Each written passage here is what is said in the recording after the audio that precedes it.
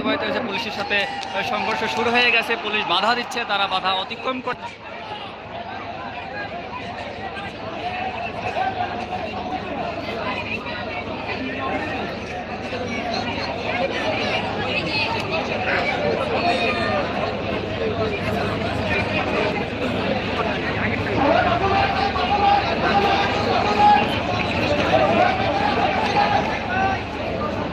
ভাইরা তারা বড় বিশৃঙ্খলা করবেন না ভাইরা।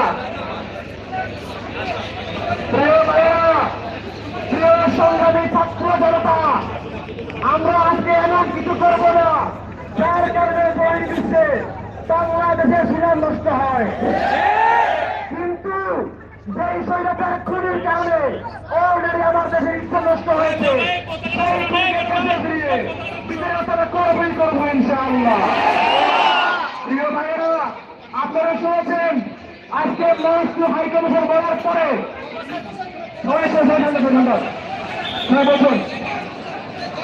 সবাই জায়গা নিয়ে বসে যান, বসে যান।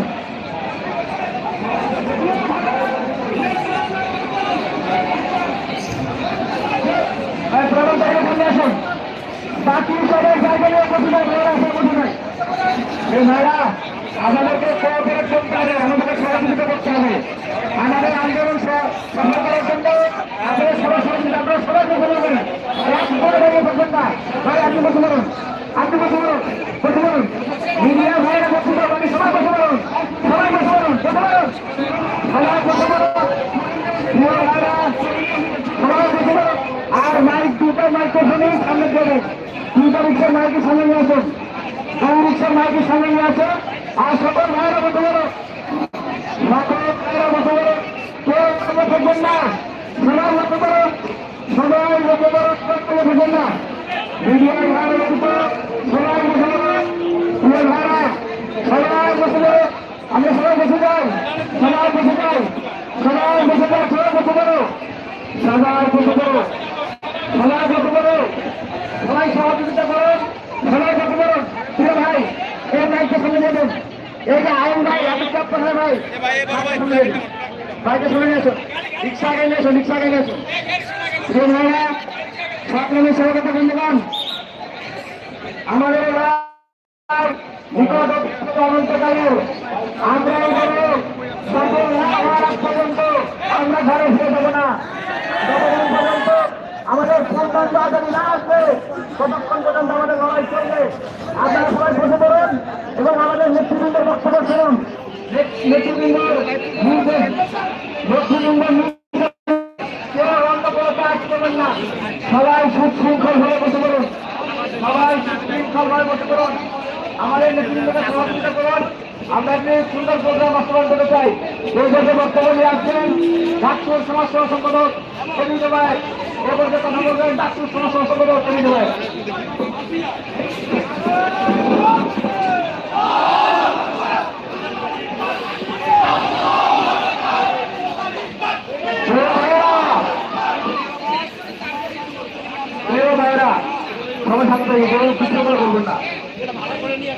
আপনারা দেখেছেন আজকে আমাদের দূরবর্তী মার্চে ইন্ডিয়ান হাইকমিশন ঘটার পরে কিন্তু হাইকমিশন ভয় বন্ধ করে দিয়েছে। আমরা আপনাদেরকে বলতে চাই, বাংলাদেশিরা জাতি যে অসভ্য না, তারা বর্বর না। আপনারা যেমন গত বছরের আগস্টে আমাদের হাইকোর্ট হামলা করেছিলেন, আমরা হামলা করবো না, আমাদের ভয় নাই। আপনাদের হাইকমিশন বন্ধ করার দরকার নাই, আপনারা আগ্রাসন বন্ধ করুন, আধিপত্যবাদ বন্ধ করুন। আমরা আপনাদের বর্বর নই, আমরা কোথাও হামলা করবো না, উৎসাহিত পা দিব না, আমরা মন করবো না। আমরা আপনাদের প্রথমে বলতে চাই, আপনাদেরকে বলতে চাই, ৭১ যেমন পাকিস্তান তাকে আমরা ছাড় দেয় নাই, এর পরবর্তীতে ভারত, শুধু ভারত নয়, বিশ্বের এমন কোন দেশ নাই সেই আমাদেরকে চোখ তুলে দেখাবে, সে চোখকে আমরা উপরে দিব ইনশাআল্লাহ। প্রিয় ভাইয়েরা, আমাদের দুর্ভাগ্য যে আমাদের পাশের দেশে এমন জাতি বসবাস করে যারা অসভ্যতার জন্য পুরো বিশ্বে স্বীকৃত। তারা এখনো রাস্তার পাশে নিয়ন্ত্রণ করে, তারা এখনো গণমাধ্যমে রেলস্থলে নৌকা করে আপনারা দেখেছেন কয়েকদিন আগে অস্ট্রেলিয়ার গৃহরা প্রকাশ্যে রাস্তার পাশে নৌকা চোখে ঘরে করে দিয়েছে। এমন অসভ্যতা এমন বর্বরতা আমরা করব না। এই অসভ্য এই বর্বরের সরকার দুজনের কথাই নরেন্দ্র মোদী। আপনারা দেখেছেন এই কেবিল পাস নরেন্দ্র মোদী গতকালকে আমাদের 16 ডিসেম্বরকে তাদের বিরুদ্ধে ঘোষণা করেছে। আমরা প্রশ্ন করতে চাই মোদী তুমি সাবধান হয়ে যাও, সাবধান হয়ে যাও নরেন্দ্র মোদী। 71 আমাদের সহযোগিতা করেছে ভারত, আমরা সেটা জানি, কিন্তু 71 এবং 71 পর পরেই বাংলাদেশের বাড়িতে লুটপাট করেছো সেটা আমরা জানি। সুতরাং ভারত বেশি বাড়াবাড়ি করবে না, তোমরা আমাদের প্রতিবেশী, আমরা চাই সহযোগিতামূলক সম্পর্ক। আমাদের সম্পর্ক হবে পারস্পরিক সহযোগিতাপূর্ণ। কিন্তু যদি মনে করে থাকো 71 সহযোগিতা করেছে বলে এখনো দাদাগিরি করবা, সেই সুযোগ আমরা দিব না। নরেন্দ্র মোদী গুজরাটের কোথায় তুমি কান খুলে শুনে রাখো, এটা সিকিম নয়, হায়দ্রাবাদ নয়, কাশ্মীর নয়, এটা বাংলাদেশ। যদি এখনো অনবরত সীমান্তে হত্যা চালাও, যদি এখনো বাদ খুলে দিয়ে আমাদেরকে বন্যার বাড়াতে তুলাও, যদি এখনো আমার দেশের সন্ত্রাসী আমার দেশের খুনিদেরকে তোমার দেশে আশ্রয় দাও, তাহলে কিন্তু এই বাংলার মুক্তিকামী জনতা কি করবে সেটা কিন্তু ধারণাও নাই। যদি মনে করে থাকো বাকি সবার মতো কোথায় কথা বলবা, দাদাগিরি বলবা, সেই সুযোগ বাংলার মানুষ দেবে না। আপনারা কি দিবেন? পেটে খেলে মুক্তি, পেটে খেলে মুক্তি, ভারত মুক্তি। ভাইরা আপনারা দেখেছেন বাংলাদেশে 2 আগস্টে যে 2000-এর বেশি মানুষকে হত্যা করেছে খুনি হাসিনা, মাদার অফ ডাইনি, মাদার অফ কিলার, সেই খুনি হাসিনাকে আশ্রয় দিয়ে প্রশ্রয় দিচ্ছে কিন্তু ভারত। তারা শুধুমাত্র হাসিনা না, হাসিনার মধ্যে যত ধরনের অপরাধী আছে সবাইকে আশ্রয় প্রশ্রয় দিচ্ছে। কোন স্বাধীন এই বর্তমানে আধুনিক বিশ্বে এমন কোন দেশ নাই যারা স্বীকৃত গণহত্যাকারী খুনিকে আশ্রয় দেয়, সেটা কিনা ভারত করতেছে। সে কারণে এই খুনিদের আশ্রয় প্রদানকে বলা হয় ইসরায়েলকে যেমন বলা হয় মধ্যপ্রাচ্যের পিছপোড়া, তেমনি ভারতকে বলা হয় এশিয়া মহাদেশের পিছপোড়া। আমাদের দুর্ভাগ্য যে আমাদের পাশে এক পিছপোড়া অবস্থান করছে। সেজন্য আমাদেরকে সবসময় তৈরি থাকতে হবে। যেন আমাদেরকে অনেকে বলে যে সাবধান থাকুন, সাবধান থাকুন। সাবধান কিভাবে থাকবো? আমাদেরকে সাবধান থাকার অর্থ হচ্ছে সেই সাপ আমাদেরকে প্রবল মারতে পারে, সেই সাপের বিষ দাঁত ভেঙে দেয়া। আপনারা কি জানেন তো? প্রিয় ভাইয়েরা, আপনারা জানেন আমাদের একজন উপদেষ্টা আছে, তৌহিদুর রহমান পররাষ্ট্র উপদেষ্টা।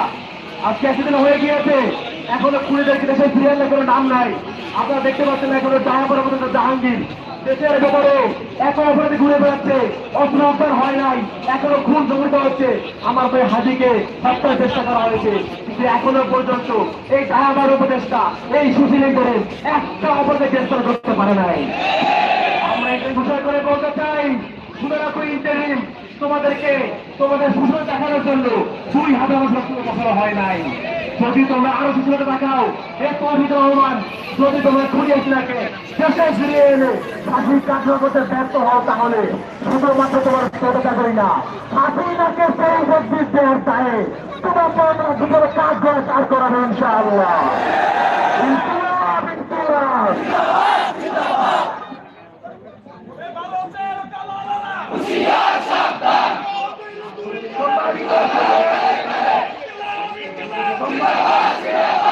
অনুষ্ঠানের পর্যায়ে আজকের এই গ্রাম কর্মসূচিতে এ পর্যায়ে বক্তব্য রাখবেন জুলাইয়ের অন্যতম সংগঠন জাতি জার্মান।